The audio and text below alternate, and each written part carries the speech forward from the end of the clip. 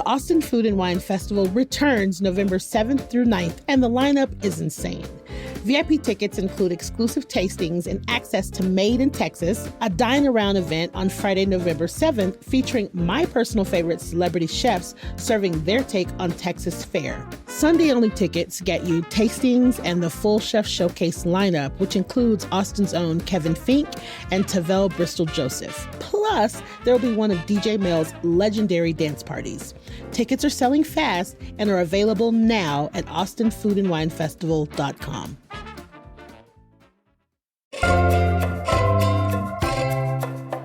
Today on CityCast Austin, happy Halloween and happy Friday. Okay, so on this week's Friday News Roundup, the week is finally over and we're here today to talk about all the big news. We're going to get into the likely whooping cough outbreak, how the federal government shutdown is affecting Austinites, and why Tesla is taking safety crews out of their Robotaxis.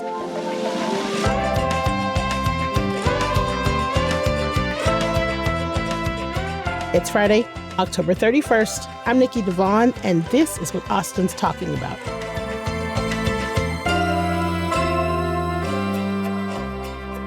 Hello, I am here with producer Alyssa Castles. What's up, Alyssa?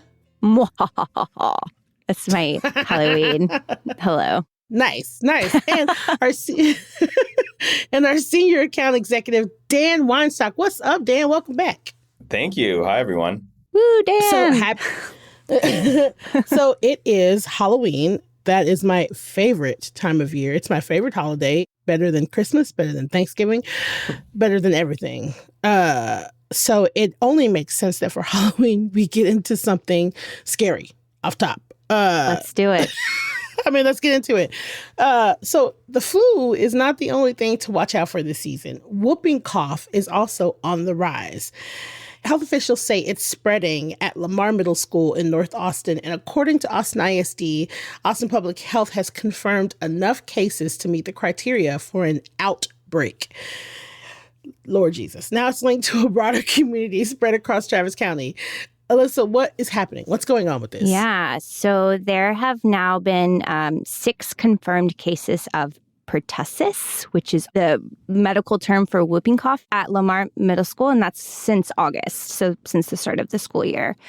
And this comes as Travis County has seen 115 reported cases this year through September, 35% more than all of 2024. And half of those are school-age children. So, it's definitely seems to be going through some sort of peak. An outbreak. Yeah. Well, apparently APH, Austin Public Health, they're saying the 6 means that there is an outbreak at Lamar Middle School. So the cases at Lamar involve unrelated students from various grades and classes, though they haven't really released much information about the kiddos. So if you don't know what whooping cough is, it's super, super contagious. The signature symptom is like this horrible cough that can last more than 10 days. There's like this whoop sound, which is why it was given this name. Some people also experience runny nose and a fever. Sometimes your first symptoms are runny nose and a fever, which is very much like the flu. So, try and be cautious if you are developing those symptoms. Whooping cough can definitely be dangerous and sometimes deadly to young children and babies because a lot of times babies, they don't actually get the cough. They just stop breathing, which is crazy. And of course, there is a vaccine for whooping cough. And in Texas, students are required to receive the Tdap vaccine. That's the vaccine that protects against whooping cough, tetanus, and diphtheria. And they have to get this before enrolling. But families can also apply for an exemption from this vaccine. And according to the Texas Department of State and Health Services, only about 74% of kindergartners had received Tdap, and just over 85% of 7th graders were vaccinated. So that could maybe explain why we're seeing a rise. A health study came out in 2018 saying that Austin ranked among the top 15 cities nationally for vaccine exemptions. What? Nationally, we've been seeing this happen where people are hesitant to give their kids vaccines. But the whooping cough vaccine is really interesting to me because before 1990, the vaccine had whole cell killed pertussis bacteria cells, which could create immunity for like 10 to 12 years. But a lot of kids got like fevers and sometimes side effects from this vaccine. So they changed it in the 90s to like this half cell vaccine. So it wasn't the full cell, but it only created immunity for like 3 to 5 years. So you would need boosters every couple of years. So obviously, APH is trying to push to get more kids vaccinated. And they're also really encouraging if you hang out with young kids, if you're like around them all the time, to get your booster. When my nephew was born, my sister wouldn't let me hold my nephew until I got my booster shot for Tdap. So, I mean, I get it. You don't want to. Exactly. Yeah. But, obviously it's something everyone should be aware of and thinking about, though it doesn't affect adults as much as it affects kids. You don't want to pass that on. Yeah. The anti-vax thing is crazy. Like, why? Who's trying to be anti-vax against tetanus? Like, yeah. Seriously, I you know what? I feel like ever so often we get a whooping cough scare. I feel like I remember this happening like 3 times of recent memory where there's like, okay, whooping cough is back. Whooping cough is back. And I've heard it. It sounds horrible. It does. It just sounds like they're in so much pain and so much discomfort, and it just makes me want to cry because they sound so, you know what I mean? Like, I don't know. I don't have children, so I have to say that. But like, if there's any chance that my kid cannot get sick, I don't want to mess with it. Just get, you know what I mean? I would just get the vaccination, especially for something like this. I wonder if we're seeing this like peak kind of thing happening because of the anti-vax thing, or it's just because of this like the immunity thing, because, it doesn't last that long. The vaccine doesn't seem to last that long. So are the two just coinciding? I don't know. But I think that you can make all of the decisions that you want for your child, but know that if you then send them into a public school, you've made that decision for a bunch of other children too. Yeah. And so that's my only, I have friends who like, I don't want to vaccinate my kids. I homeschool my kids. I'm like, okay, bitch, that's great. Yeah. Right. But it's like, if you choose that and then you take your kid to a public school, right. I think things get a little, Yeah, there's no hiding whooping cough either. I mean, that's out there. That's very obvious. You can hear it coming down the hall. Yeah. And it's so funny because if you would have asked me a couple of years ago if Austin was an anti-vax city, I'd be like, no, they're not. Right. But they kind of are. There's really a lot. Interesting. Yes. It's really interesting. There are a lot of people in this city that do not vaccinate their children. I kind of this is totally my opinion here, but like, it feels like Austin has like this like super health conscious side, and like that kind of can teeter into the anti-vax type of mentality. I think you're exactly right, Alyssa. I'm going to bring in my Southern California perspective. Go on. I think this vaccination issue, San Diego represent. I think this vaccination thing has like kind of like crossed political party lines. Like, I knew so many people living in San Diego, living in Los Angeles. They were so far left, they were almost right on like the healthcare stuff, where they were like suspicious of all modern medicine and like medical advancements. And they would be like, they'd have their crystals and their tarot cards and would be like anti-vax, but they'd be socially like as liberal as possible on all these issues. But there was this distrust of like modern medicine and vaccines that just like, it was a weird thing for like them and like the super right-wing people that were taking like ivermectin, to agree upon this suspicion of vaccines. So it is really interesting. I think it's completely driven by social media, the anti-vax thing, just like these influencers that don't have credentials, just blowing up and saying things that resonates with people's fears.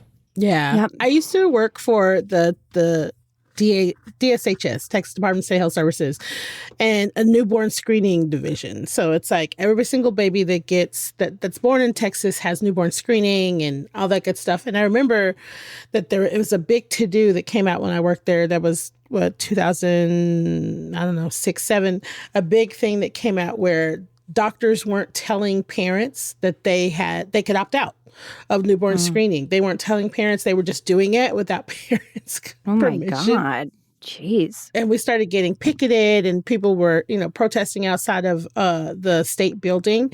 But I think that really, I think it's a lot of that. It's like you find out that, doctors or whoever are doing these things against your will. Right. And, they're not being honest here. Right. And so then that just breaks the trust across. It's like Sure. You know what I mean? Like once you hear about stuff like that, you're like, no, not my kid. No, you're not going to force anything on me. When in actuality, it's like, nobody's forcing it on you. One guy, and I'm not saying that all parents feel that way, but I think definitely it adds to the mistrust when we have practitioners that aren't being honest about these things. So right, totally. I think that adds to it. But, if I ever have kids, that ass is getting vaccinated.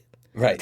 Same. I mean, I have such a fear of getting sick. Like I do too. was always the kind of person, like when I would hear kids cough or whatever in school, I would like try to move as far across the room as possible. Like even to this day, if I hear you cough, I'm giving you 6 feet. Good. Seriously.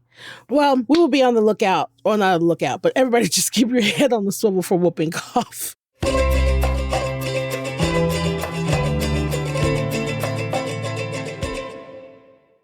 So it's been more than 4 weeks since the federal government shutdown began, and now its effects are reaching Austinites directly.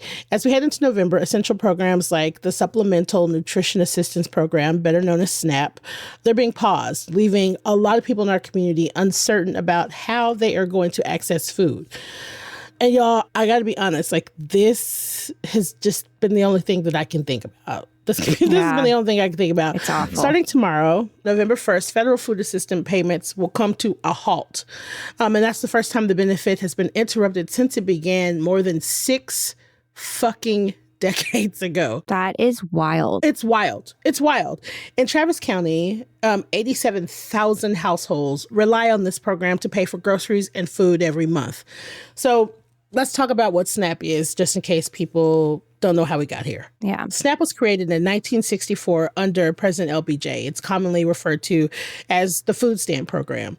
Our government shut down on October 1st after the Senate voted down 2 proposals. There's been a lot of finger pointing as to who's to blame.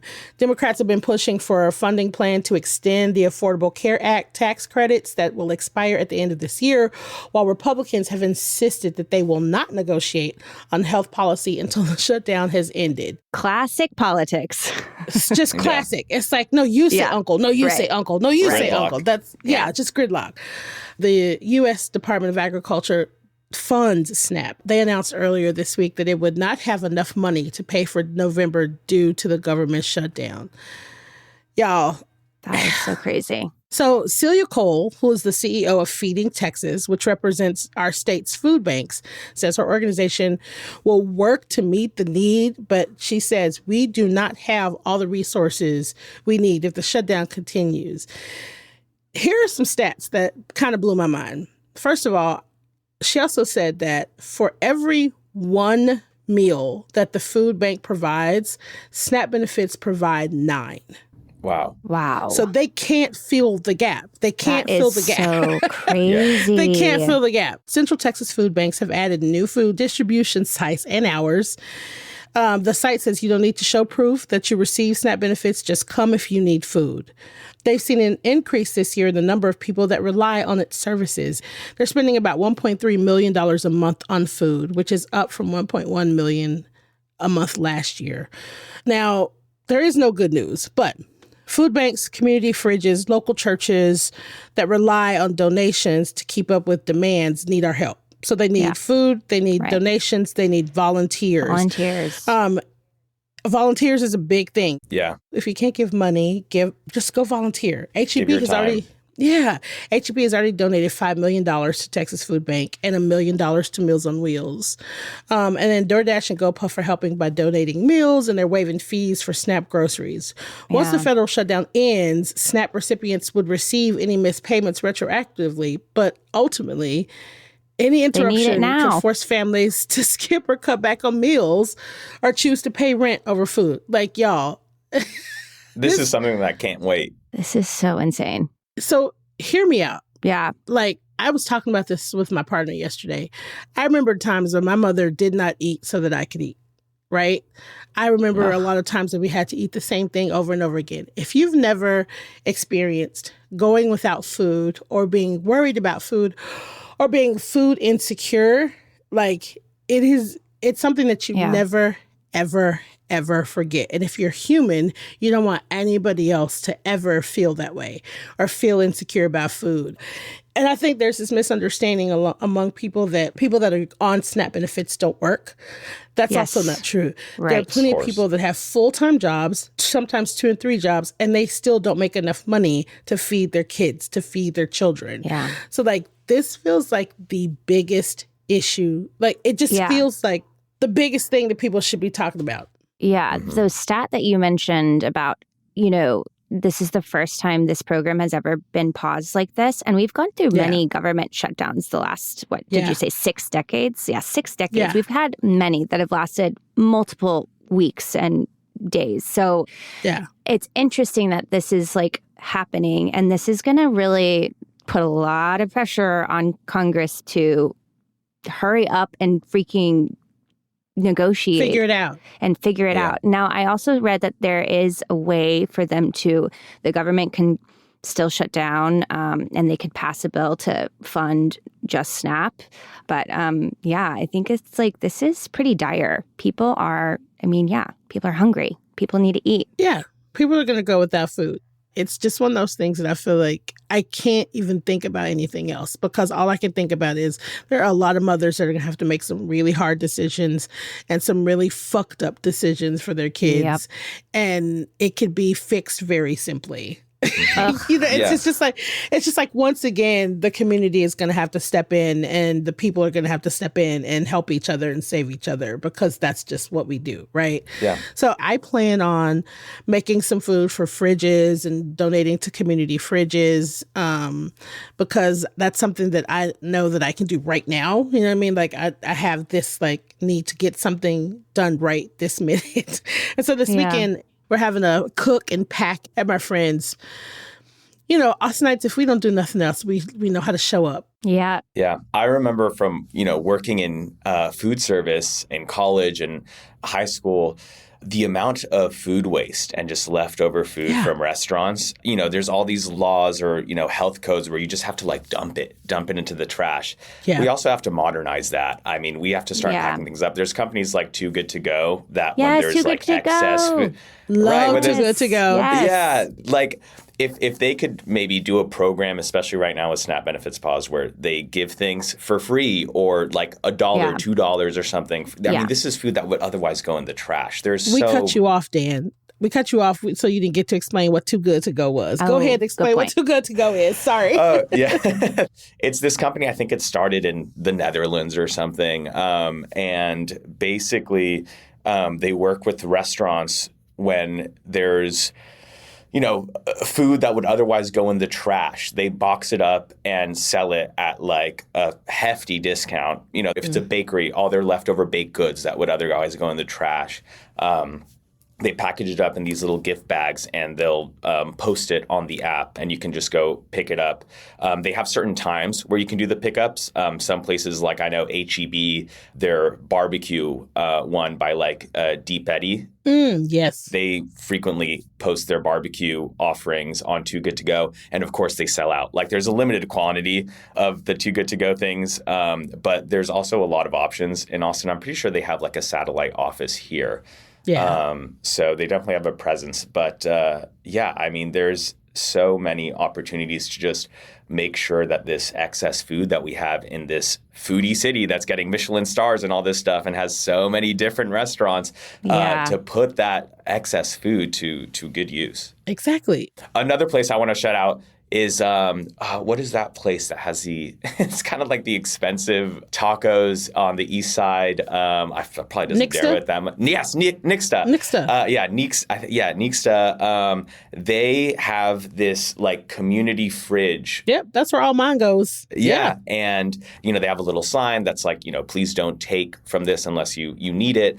But yeah, I mean, I feel more places should do things like that. And Neeks, I think, is on it because they're across the street from, like, I think Section 8 housing. And it's just like lifting up the community. Like, they're charging their prices for the people that can afford it, but also giving something back to the people that can't. Yeah. Neeks is a part of the ATX free fridge. So like they're all over the city. And also, y'all, just if you have any preconceived notions about SNAP benefits or food stamps or the type of people that use them, the type of people that need them, get all of that shit out of your head. It doesn't matter. The only thing that we need to remember is that there are people that are going to possibly be without food. And so as a neighbor, as a human, what can you do in your capacity to make sure that your neighbors, other humans, a part of your community, and their kids have food and don't go without food, period. So whatever you can do, if you can donate, even if it's $5, if you can go donate your time, because that is very appreciated too. Or if you can just go put some of your non-perishables, donate to a food pantry, donate to a fridge. Mm-hmm. Yeah, until the government figures out what the hell they're doing. Yeah, totally. Which, who knows when that's going to be. Right. Who knows when that's going to be or if that's going to happen. Hopefully sooner than later. We're going to move on because we're talking about the government, so we might as well move on to Elon Musk. So love him or hate him, Elon Musk is making headlines again. Just last week, he announced that Tesla plans to take safety drivers out of its robotaxis by the end of the year, basically making them completely driverless. It's a bold move. It's got everyone talking about what this means for future autonomous cars and the safety of his vehicles. So Dan, listen, you know about this. What is happening? Yes. Yeah. Me and the autonomous vehicles are like this. We're tight. Yes. Our resident autonomous vehicle guy. Yes. Yeah. This is going to be my credentials, just being on CityCast twice to talk about autonomous vehicles and robo-taxis. You're going to be the guy. Yeah. Yes. So, I mean, when robo-taxis first launched in Austin, they had these safety operators in the front seat. Those of us, listening that have maybe taken a Waymo before, that you can sit in that passenger seat up front. There's no one there. The car rolls up and it's completely empty. Not the case with Tesla's robotaxis. There is a person sitting in the front passenger seat. And last month, the taxis became available to the wider Austin public. And, it's interesting. I've ridden in 60 plus Waymos and maybe like 5 or 6 robotaxis at this point. Wow. And the robotaxi rolls up. There's a guy up front in the passenger seat. And it's interesting because they're kind of like mannequins, like they don't say anything.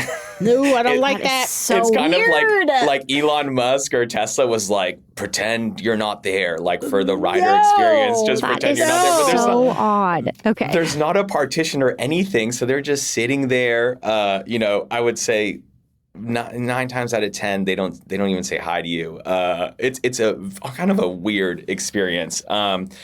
So yeah, the robotaxis operate 173 square miles across the city, but only 30 cars available. I did not know that. I was under the impression that there were more. But also, using the app, this uses its own app called Robotaxi, I believe. Waymo used to have its own app. If you go to LA, San Francisco, Phoenix, I'm pretty sure you can still access them specifically through the Waymo app. In Austin, it's through the Uber app. So it's not guaranteed that you'll get a Waymo anymore. Right. The robotaxi, you're getting a robotaxi every time. The secret's out. I mean, when I first started using them, you could get them really easily. And, why robotaxis, right? When you can order an Uber, you can order a Lyft. I want to open this to the group. How much do you think a robotaxi is to go 10 miles? If you called it from the east side to go to Auditorium Shores, how much do you think that would be? Hopefully $5.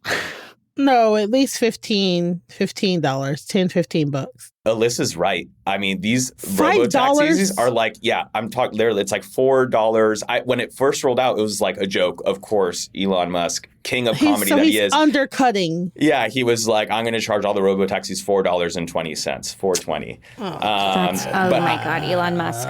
Oh, Lord. I know. Okay. Let that sink in. No, it's insane. So, but frequently, I don't think I've taken Robotaxis like, pretty far, 15, 20-minute rides. I've never paid more than $5.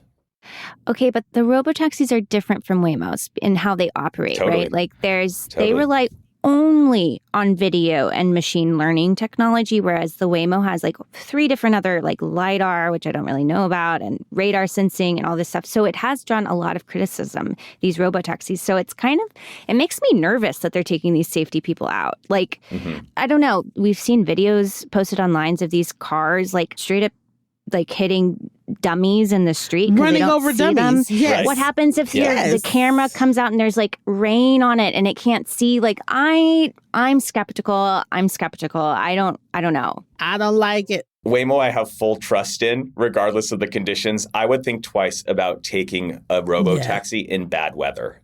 So then what's the point? The price, Alyssa. Okay, I guess. Okay. It's still like, sorry. $5 ride. Alyssa's like, what's $20, $30 to me? I'm man about town over here in my Uber Blacks. Yeah. Listen, I don't care if it is $5. I'm not getting in a robo-taxi. No freaking way. I care about my life. I sound like an old grandma. I'm like, nah, I can't trust it. I mean, the safety thing, I would say I'm such an advocate. It's like, I would say it's a more valid concern, but if you look at the rates, it's like 80% fewer crashes, like 80 to 90% fewer serious. And I mean, crashes are caused by human error. Waymos and robotaxis don't have the human error. So I mean, I always say it's like, I don't buy that it's less safe than a human driver. I mean, given a long enough timeline, there's just not enough data out, and a lot of it is self-reported by these companies, which of course, got to take that with a grain of salt. Right. I always say, here's where I'll end the, my thoughts on the safety discussion around these robotaxis, these autonomous vehicles. It takes one high-profile crash to kind of stop this cold, or at least seriously change it. And there just hasn't been that high profile crash yet. Okay, fine. You're right. I just will say, Musk is saying he's going to take these people out of the cars, quote, by the end of the year. But he doesn't have time correct. Like, he's like, everyone in America is going to be driving, like be driven around by, driverless cars. He's been saying that for like forever. I feel like I remember Elon Musk talking about like autonomous vehicles coming out by Tesla in like, oh my God, 2017? Yes, he's been saying it for like 5 years. He was like, next year, and it never happened. And I don't know. He has time all wrong. That's fair. That's classic Elon Musk, though, like overpromise and underdeliver. Yeah. Gotta love him. We love that Austinite. That must be why he was so good at politics. Overpromise, underdeliver. Well, if you guys are out and about this weekend, just, and you happen to get a driverless vehicle, we want to hear about it, because I'm still not convinced that they are the best way to go. I haven't made the leap yet. Robotaxis are hell no. They're just yeah, me too. It's a never for me. Yeah. Yeah, I can't do it. I can't trust the Musk. I can't do it. Yeah, I mean, and he says that they're going to be operating in Nevada, Florida, and Arizona by the end of the year. We'll see about that. Again, the time. We'll see. Yeah, we'll see. We'll see. Speaking of being out and about, what are y'all doing this weekend? Alyssa, what you doing this weekend? Okay, well, tonight I am taking my nephew trick-or-treating. He's 2. He's about to be 3, so it's my first Halloween with him. And he's going as... Aww. Well, at first he wanted to be a ghost, and then he's changed to he wants to be a penny. So he's going to be a ghost penny. A penny. A penny, yeah. I love that. Adorable. A penny like a coin? Like a coin. That's adorable. Yeah, I don't know why. We need to see that picture. I will. I'll send it. Okay, and then tomorrow I'm going to go see Begonia, Yorgos Lanthimos' new movie. Have you guys... seen previews? Yes, I've seen the stuff about that. Yeah. I saw it. I already saw it. Oh my gosh, don't tell me anything. Yeah, I'm going to go to the Alamo and see it. It's my favorite. I can't wait to see it. And then bringing it back to my nephew, we're also going to go to Fortlandia this weekend at the Lady Bird Johnson Wildflower Center. I don't think it's just for kids. I think you can be adult, but it's like all these architects across the city have designed these like, I don't know, forts and they're really cool, and you can just like climb on them and have a lot of fun. So that's what I'm doing this weekend. Wow. What about you, Dan? That Fortlandia thing looks so cool. I know. I was just thinking about having some of Nikki's go-go juice and then going to Fortlandia. Do it. Yeah. Do it. For the listeners that have been tuning in and know what that is. What is it? I don't know what it is. The THC beverages. Oh, The THC of course. beverages are my go-go juice. Okay, I get it. Yes. My I'm also go-go a big juice. fan. Amazing. So tonight for trick-or-treating, I live very close to the Mueller neighborhood on the east side. So my girlfriend and our dog are going to go trick-or-treating in the Mueller neighborhood. Aww. Yes, I'm excited for it. I haven't trick-or-treated at all in that part of Austin yet, and I feel like they'd go all out there. And our dog's name is Birdie, and we're going to be bird watchers, and she's going to be a bird. I'm obsessed. Yeah, I'm with the obsessed. hat and the That's binoculars so and everything. And then cute. she has these like parrot wings. Yeah. That is so Oh my cute. God. I love it. Yes. That's cute as fuck. And then Saturday, we're actually like hosting a Halloween party in our building where it's actually really cool. We did this last year where it's like 5 different apartments in the building are going to like decorate and make a batch cocktail. And we're going to do like an inter-apartment bar crawl. Yes. I love that. Isn't that a great idea? It's really fun. It went so well last year, and we're doing it again this year with like new people that have moved in, and I'm very excited. I love that. Nikki, what are you doing? So, y'all, okay, there's a lot happening this weekend in the city because, again, it's Halloween weekend officially.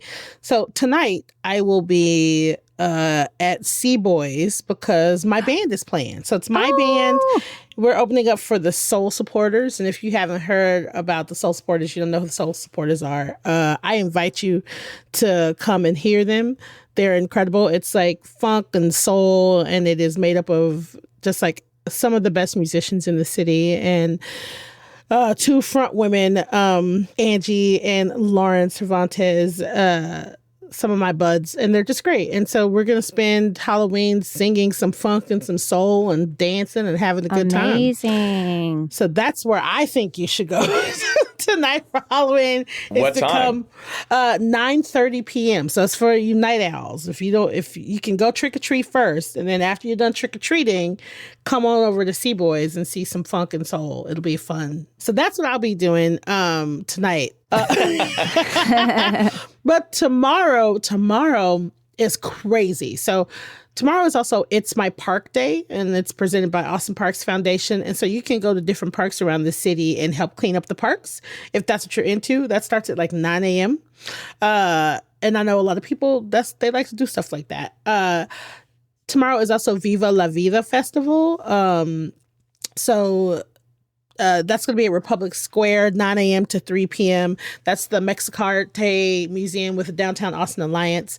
And it's just going to be a whole Dia de los Muertos celebration. Oh, I heard about that. Yeah. And then there's also another Dia de los Muertos celebration at the Moody Amphitheater at Waterloo Park.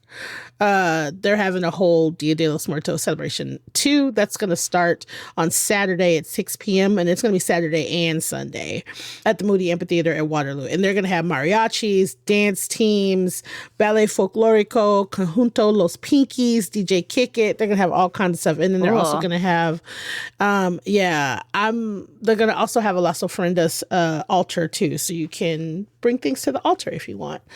And then, y'all, B-52s are going to be here on tomorrow out at Coda. I know, That's B-52s. awesome.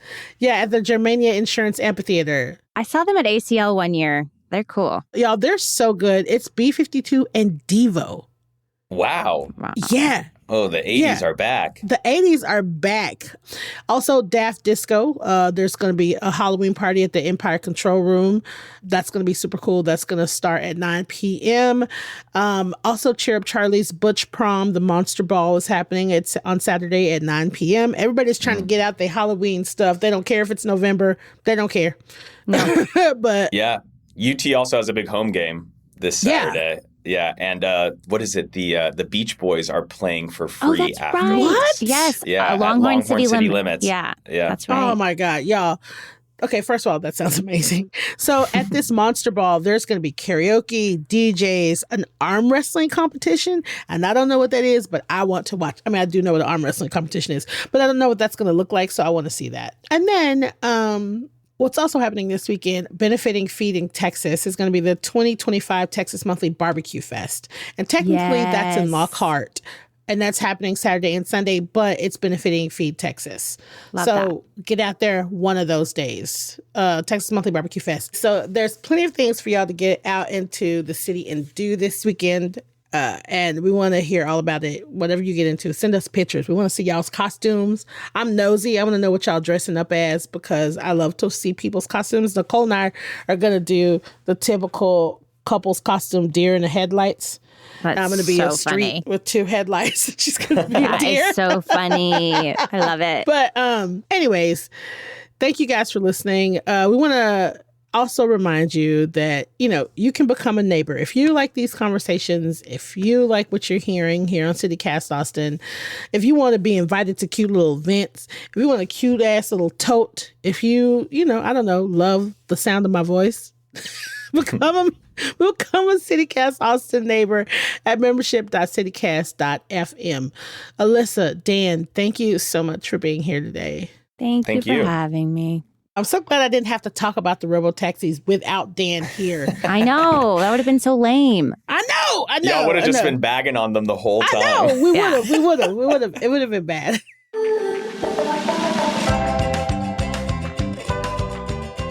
That's all for today here on CityCast Austin. Our executive producer is Eva Ruth Moravec. Our producers this week are Selena Sia Reynolds and Alyssa Castles. And I'm your host, Nikki Devon. Our Hey Austin newsletter editors this week are Adrian Gonzalez and Kelsey Bradshaw. And music is by Nelson Valente Aguilar of Como Las Movies, with additional music by All the Kimonos and Donna and Mike Goudreau from Triple Scoop Music via Getty Images. And if you enjoyed our show, tell your friends, rate our show, leave us a review, and of course, subscribe to our Hey Austin newsletter. We will be back Monday morning with more news from around the city. Bye, y'all.